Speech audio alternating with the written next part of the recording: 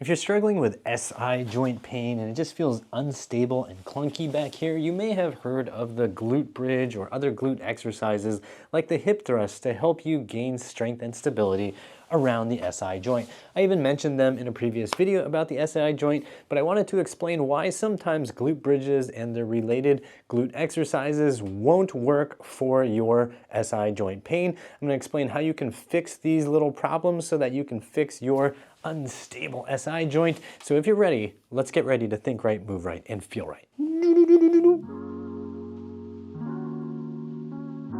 So first, let's talk about the SI joint really quick. This is your sacrum, this little bone here, and then this is the ilium. This is another ilium. You have these two elephant ears, these parts of your pelvis.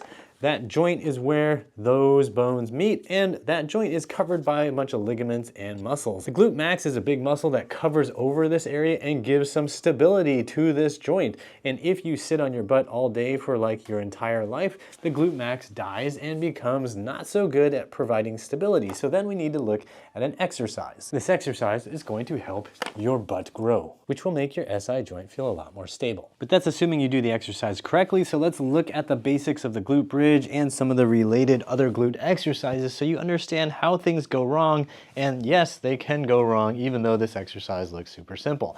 So when you're lying down on the floor, your face up, you want to be using these booty muscles here to lift your butt up off of the floor. Now that seems straightforward, but there are all kinds of ways this can go wrong. So for example, you might arch your low back a ton. So there might be a big gap here. You might feel like you're sticking your belly button out like this, and then you're lifting up. This isn't going to kill you. This isn't something that's so horribly wrong that you must have some massive moral defect. This just means you're used to actually firing your lower back muscles a lot, and or your abdominals are really weak. And what's going to happen is if you keep doing bridges like this, you're just going to be using a lot of your low back muscles. You're going to feel not so great in your low back, and you're not going to get as much activation of your glutes as you want. So to fix this, we can think about keeping the lower back kind of flat into the floor. So you can exaggerate this, just don't go to a level that hurts, right? So if you're thinking about flattening out, think about a string that's attached to the front of your pelvis that's pulling this way, so it's rolling this way. This is called posterior pelvic tilt. Like I said, don't overdo it and go way, way, way back and then hurt your low back because your low back muscles haven't been stretched that way in a long time.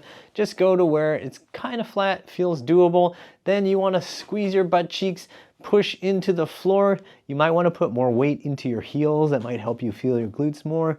But then when you feel like you can find it, start working on doing this with your feet still flat on the floor. And as you get more advanced at this and you want to get a little more athletic, you can go onto the ball of your foot. But make sure, no matter what you do, that it's the glutes driving the motion, okay? So we want to feel glutes firing. Hold that top position so you can actually check.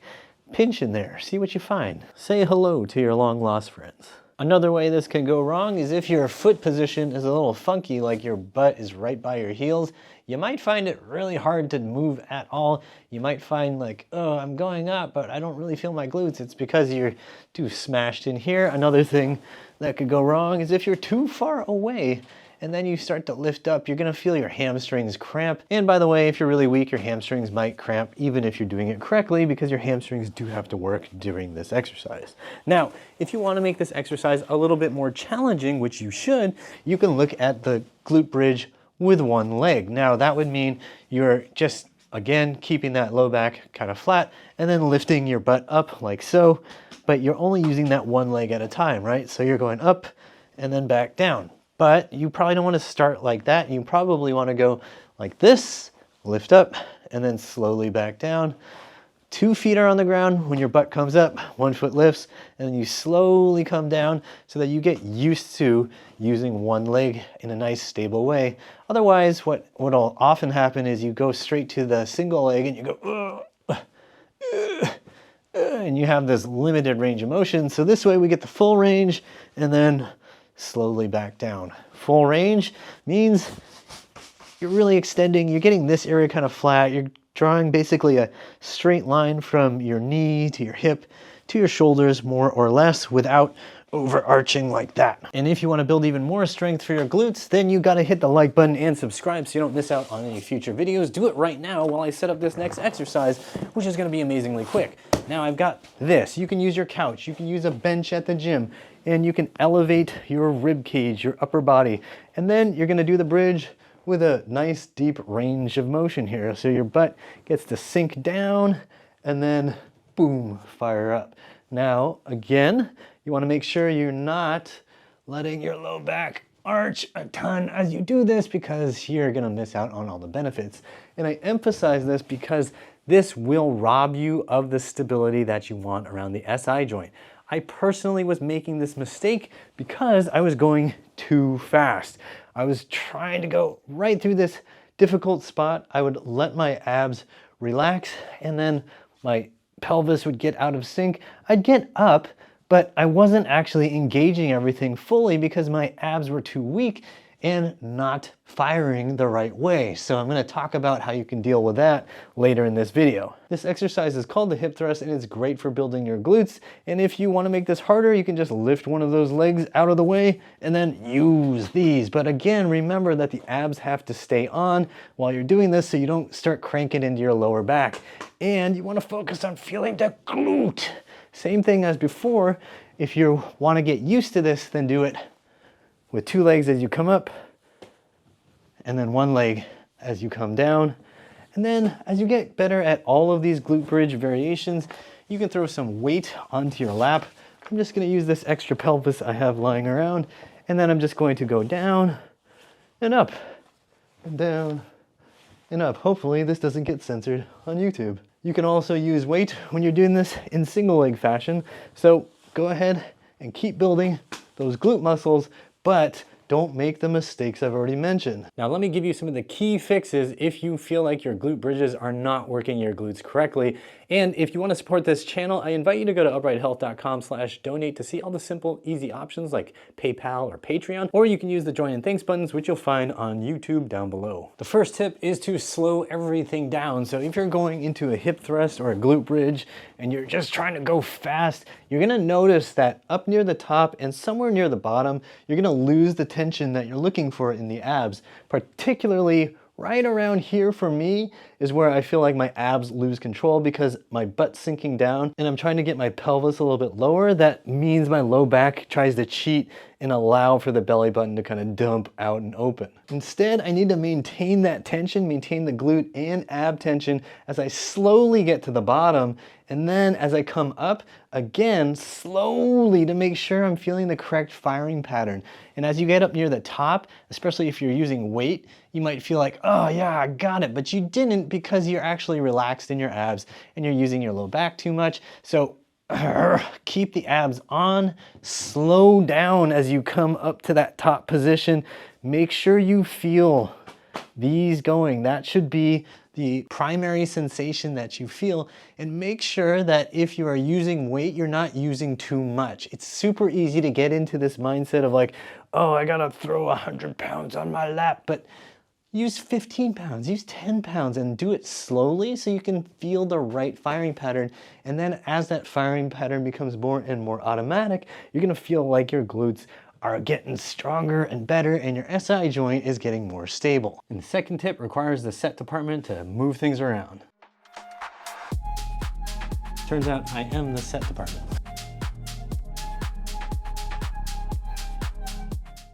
Tip number 2 is to start strengthening your abs with some simple exercises. I'm going to show you 2 options you can use at home, and I'm going to show you a third option which you might be able to use at home if you have the right equipment, or you can join a cheap gym and start doing this exercise at your cheap gym. So the first ab exercise is to just do a plank. Do this on a padded surface if it's uncomfortable, and start off on your elbows, your forearms, and your knees.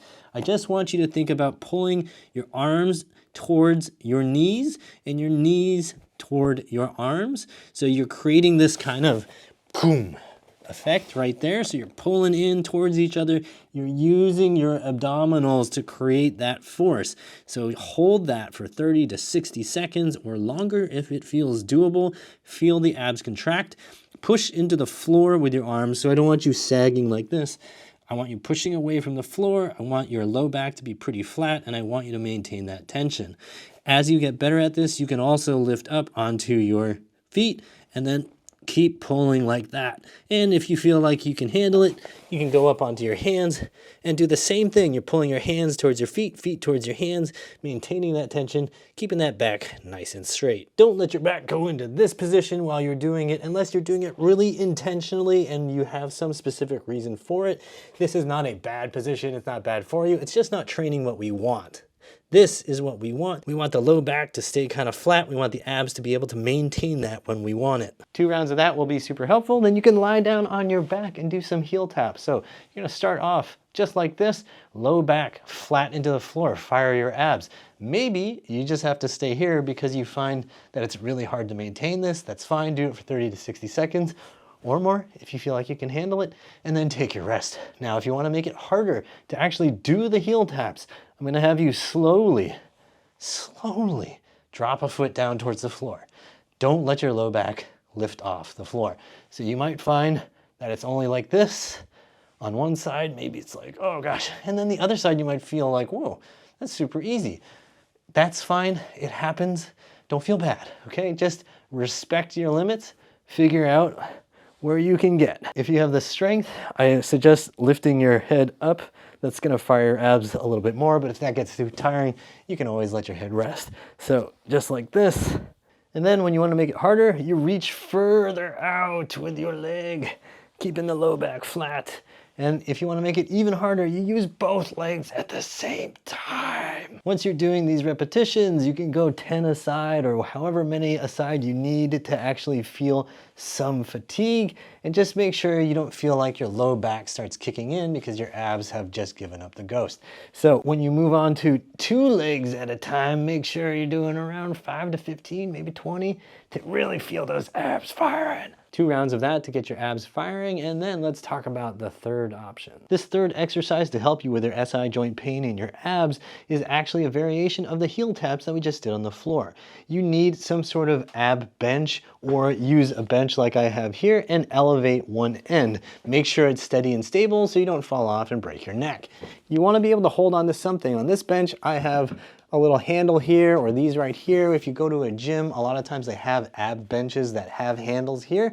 If you don't have any of those handles, you can always just grab the underside of that bench that you've elevated. Then what you're going to do is, where's my handle? Where's my handle? Then what you're gonna do is hold on to your handle, bring your legs up just like we did in the heel taps, and just hold this position. Because we have this incline, this is gonna be harder. It's gonna make your abs and your hip flexors work a bit harder. So you just hang on for dear life, and when you're ready, you can start doing any of the heel tap variations. You can do it with 2 legs, you can do it with 1 leg at a time, which is what I suggest when you first start, and then gradually increase the difficulty by going lower, but still maintaining your low back being flat into the bench. Before I forget, you should go to uprighthealth.com/BRB to get the Body Rebuilding Basics. It's a free program with free follow-along workouts to help you rebuild your mind and your body at home. So uprighthealth.com/BRB, go right now. Okay, let's get on with the video. You can also get kind of funky if you'd like and spread your legs out and start doing different hip positions and getting your hips used to being in weird configurations while you're doing your ab workout. I love using this exercise to build up abdominal strength, but if you don't have a bench at home, then I strongly suggest you consider joining a gym. There are some cheap gyms out there that are totally worth it. Some of them are only $10 a month, and they almost always have ab workout benches, so you might as well check one out in your local area. Otherwise, consider buying a bench when you feel ready for it. I would suggest doing the ab exercises 2 to 4 times a week. Start off with 2, please, and give yourself rest days because you might cripple yourself with soreness otherwise. The glute exercises I also suggest you do 2 to 4 times a week, but I would lean more towards more often than less often because those glutes get killed when we sit in cars or in our office chairs or on the couch just watching Netflix. Just remember, with any exercise, don't overdo it. If you're doing it at a high intensity day after day after day, you will cripple yourself. Just remember that slow is safe and fast is foolish. That said, if you have an unstable SI joint, doing more exercise for your glutes and for your hip muscles and for your abs can be super helpful on a more regular basis because those muscles are probably really atrophied, and remember that atrophy aches. For more help with your SI joint, check the description box for helpful links, and you might also like these videos here. If you want to support this channel, use the join and thanks buttons on YouTube or go to uprighthealth.com/donate, and while you're there, pick up the Body Rebuilding Basics for free and get some free workouts to help rebuild your mind and your body at home. Like, share, and subscribe with the bell notification on, and as always, I hope you remember that pain sucks, life shouldn't.